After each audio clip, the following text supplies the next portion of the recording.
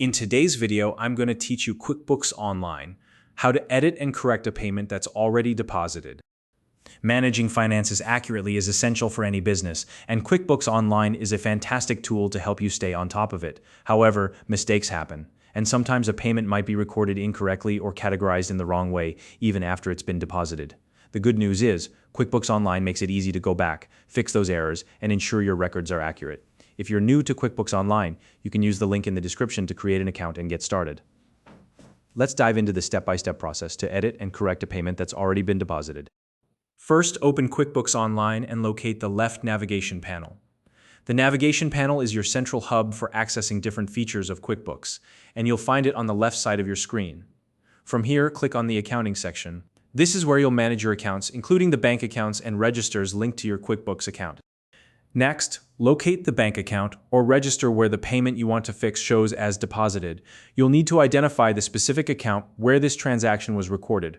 Once you've found the correct account, open it and locate the transaction you need to adjust. Now click on the transaction to open it. At the bottom of the transaction details, you'll see an option to undo its deposited status. Click Undo. This action removes the association of this payment with the deposit, allowing you to make the necessary corrections. Once you've undone the transaction, navigate to the For Review tab. You'll find this tab within the Banking section of QuickBooks Online. The For Review tab contains all transactions that haven't been fully categorized or matched yet. In the For Review tab, find the same transaction you just unlinked from the deposit. Click on it to open the details. This is where you'll make the adjustments to ensure the payment is categorized correctly.